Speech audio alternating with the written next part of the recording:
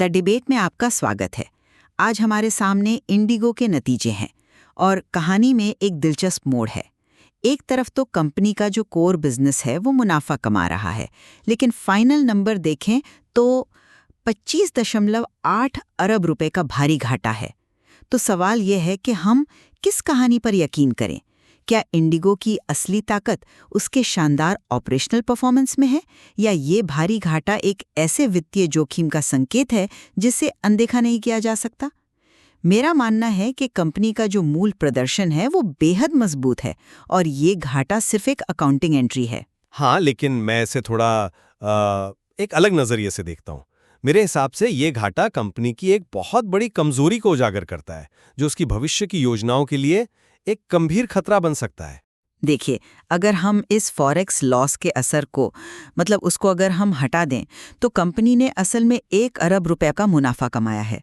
पिछले साल इसी क्वार्टर में 7.5 अरब का घाटा था। रेवेन्यू 10% बढ़ा है और मार्जिन भी 16% से बढ़ के 20% हो गया है। ये साफ दिखाता है कि कंपनी की कोर स्ट्रैटेजी काम कर रही है। ये जो घाटा दिख रहा है ये एक मार्क टू मार्केट समायोजन है, यानी कि कंपनी को अपने डॉलर के कर्ज की कीमत रुपए में दिखानी पड़ती है, भले ही उसे तुरंत कोई पैसा न देना हो। ये एक कागजी घाटा है, असली कैश का नुकसान नहीं। पर 25.8 अरब रुपए के कागजी घाटे को भी हम नजरअंदाज कैसे कर सकते हैं? ये दिखाता है कि कंपनी पर 9 अरब डॉलर का कर्ज है और रुपए में हर एक रुपए की गिरावट से उसे 9 अरब रुपए का एमटीएम नुकसान होता है। इस बड़े रिस्क के सामने कंपनी ने सिर्फ 850 मिलियन डॉलर की हेजिंग की है, जो ना के बराबर है। और बात सिर्फ फॉरेक्स की नहीं है। ईंधन और फॉरेक्स को हटाकर भी कंपनी की पर यूनिट कॉस्ट 3.9% बढ़ी है। ये ऑपरेशनल चैलेंजेस की तरफ भी तो इशारा करता है ना।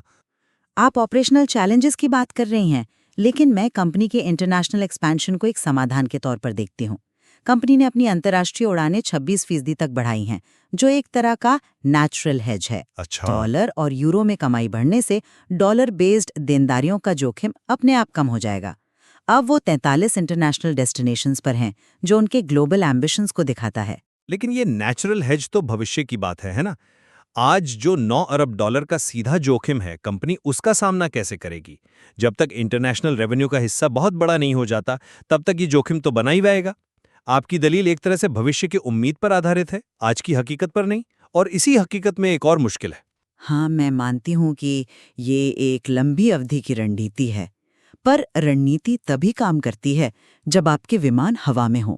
बिल्कुल। और यहीं पर एक दूसरी बड़ी चुनौती सामने आती है। कंपनी के 40 से ज्यादा विमान अभी भी जमीन पर हैं और इस प्रैट एंड विटनी इंजन की समस्या का कोई क्विक फिक्स नहीं दिख रहा है। इसकी वजह से कैपेसिटी बढ़ाने के लिए महंगे डैम्प लीज का सहारा लेना पड़ रहा है, यानी वे दूसरी एयरलाइन से विमान और क्रू दोनों किराए पर ले रहे हैं, जो हमेशा एक महंगा सौदा होता है। ये सब बताता है कि ऑपरेशन पर भी दबाव है। मैं मानती हूँ कि ये अस्थायी बाधाएं हैं, लेकिन इनसे निपटने के लिए कंपनी बैंगलोर में अपना एमआरओ यानी मेंटेनेंस फैसिलिटी बना रही है। ये एक लॉन्ग टर्म सॉल्यूशन है जिससे आगे चलकर लागत और समय दोनों की बचत होगी। रणनीतिक रूप से कंपनी इन चुनौतियों से आगे की सोच रही है। चलिए देखते हैं। अंत में मैं यही कहूंगा कि ऑपरेशनल परफॉर्मेंस चाहे कितना भी अच्छा क्यों ना हो, 9 अरब डॉलर के फॉरेक्स रिस्क को कम करके नहीं आंका जा सकता। यह वित्तीय अस्थिरता कंपनी के विस्तार योजनाओं को किसी भी समय पटरी से उतार सकती है। जब तक इस जोखिम को ठीक से मैनेज नहीं किया जाता, यह घाटा एक गंभीर चिंता बना रहेगा। और मेरा मानना है कि इंडिगो का ऑपरेशनल हेल्थ शानदार है। रेवेन्यू, मार्जिन और यात्री संख्या सभी सही दिशा में है।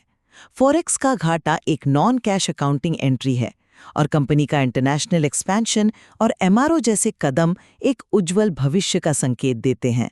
इन दो दृष्टिकोणों पर विचार करने से यह साफ होता है कि इंडिगो एक महत्वपूर्ण मोड़ पर है, जहां उसकी महत्वाकांक्षी रणनीतिक दृष्टि और गंभीर वित्तीय जोखिम के बीच एक संतुलन साधना जरूरी है। असली तस्वीर जानने के लिए इस स्रोत सामग्री में और भी बहुत कुछ है।